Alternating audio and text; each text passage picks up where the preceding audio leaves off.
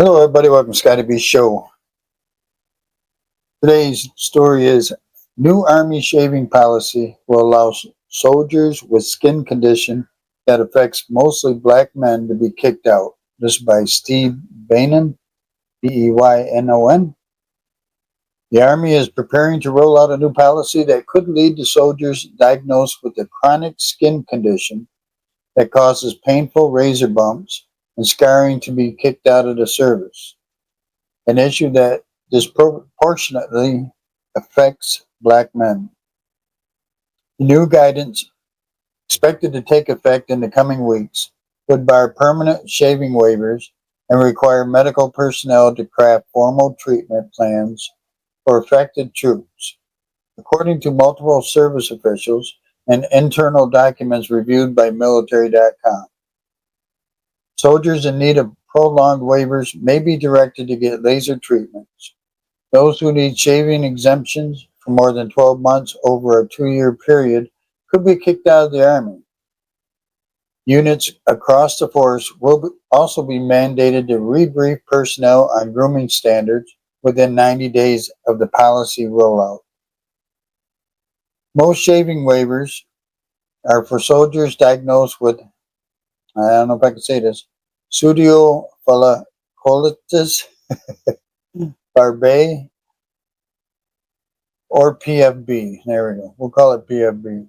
A condition in which hairs curl back into the skin after shaving and cause irritation. The Pentagon may cover the laser treatment, but that can cost thousands of dollars per soldier, depending on the number of sessions required. It's unclear how many soldiers would require the procedure. The American Osteopathic College of Dermatology estimates that up to 60% of black men are affected by the condition. Laser treatments can cause scarring and changes in skin pigmentation. Of course, this is racially motivated. One senior non-commissioned officer familiar with the plans told military.com on the condition of anonymity, avoid retaliation. There's no tactical reason you can look professional with facial hair. In March, the Marine Corps rolled out a similar program, allowing troops to be separated if the genetic skin condition persists, also raising concerns of racial discrimination. The Army has been in a prolonged recruiting slump since the high water mark of the wars in Iraq and Afghanistan, something that started to turn around last year. While black Americans make up about 14% of the U.S. population, they have accounted for roughly one quarter of the Army's new recruits in recent years, with that number steadily rising. However, the services have made deliberate efforts to reduce recruiting efforts linked to minority groups amid Defense Secretary Pete Hegseth's purge of diversity initiatives during the Trump administration. In 2018, more than 44,000 new recruits identified as white, according to Army data. By 2023, that number had fallen to just over 25,000, a staggering 43% drop in 5 years. The steepest annual decline came most recently, with a 6% dip from 2022 to 2023 alone. No other demographic group has seen such a precipitous fall. Much of the recent recruiting slump was attributable to men being less qualified or willing to don the uniform while women have been joining ranks at a steady rate. Medical complications tied to mandatory shaving emerged as a flashpoint during the military's bumpy road toward racial integration. In the early 1970s, then Chief of Naval Operations Admiral Elmo Zumwalt launched an aggressive campaign to root out racism and sexism across the ranks. As part of that broader push, Zumwalt issued a now famous directive permitting sailors to grow beards and mustaches, a move that clashed with the Navy's traditional rigid grooming codes, but aimed to ease chronic skin issues that disproportionately affected black service members. The primary argument against allowing beards in the ranks has long centered on concerns that they could compromise the seal of a gas mask. But a 2021 study from Military Medicine, a peer-reviewed medical journal, found there's no conclusive evidence that a well-groomed modest beard interferes with mass functions. The publication also noted that only a small fraction of service members operate in environments where chemical attacks are a realistic threat. In Alaska, units are granted wide latitude when it comes to grooming standards, with commanders often waiving shaving requirements during the frigid winter months. Troops are frequently instructed to skip their morning shave or forego it entirely while operating in the field, not out of convenience but as a safety precaution. The extreme cold can make shaving a medical hazard, with exposed skin at risk of frostbite and other cold weather injuries.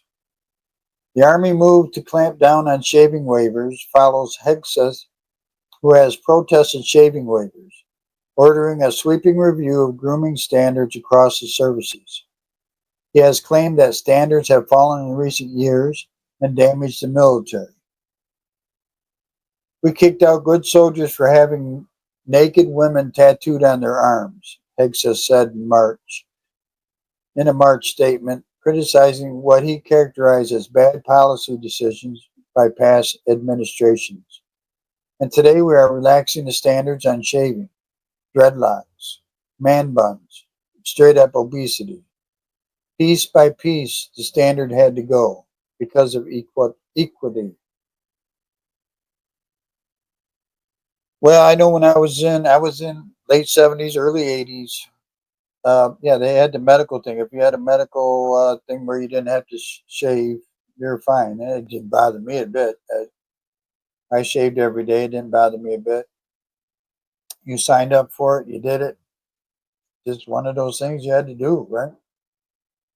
So I mean, I don't know how you guys feel about it. Let me know. Drop me a comment or something. So let's go to on this date in history. 1949, U.S. troops withdraw from Korea after World War II. In 1952, first aircraft carrier to sail around Cape Horn, Oriskany, Oriskany. In 1966, U.S. bombs fuel storage facilities near North Vietnamese cities. In 1966, in the Vietnam War, U.S. planes bombed Hanoi and Hoi Panh for the first time. U.S. ends two-month military offensive into Cambodia in 1970. In 1994, U.S. reopens Guantanamo Naval Base to process refugees. And look at some memorable events. In 1940, Congress passed the Alien Registration Act. In 1950, President Truman authorizes a sea blockade of Korea. In 1954, Dr. Robert Oppenheimer's security clearance is revoked by the Atomic Energy Commission. In 1956, President Eisenhower signs the Federal Aid Highway Act of 1956, creating the Interstate Highway System. In 1964, the Civil Rights Act of 1964 is passed. In 2007, Apple releases the iPhone. Oh, and then there goes the prices, right? National Darts Day today on the 29th. National Almond Butter Crunch Day, National Waffle Iron Day, National Camera Day. And international days, it is International Day of Tropics. Each year on June 29th, International Day of the Tropics raises awareness about various challenges that tropical nations face. It's also a day to celebrate the extraordinary diversity of the tropics. Well, there you have it. New Army shaving policy. What do you think about it? Is it going to make a difference? It's going to make a difference on people joining the service? It could, I guess. Um, I always thought the medical waiver, I never had an issue with other guys that they had a medical waiver and they couldn't shave. It never bothered me. But anyway, drop me a comment, give me a thumbs up. Appreciate it. Appreciate you guys stopping by. Y'all have a great day, great night, whatever the case may be.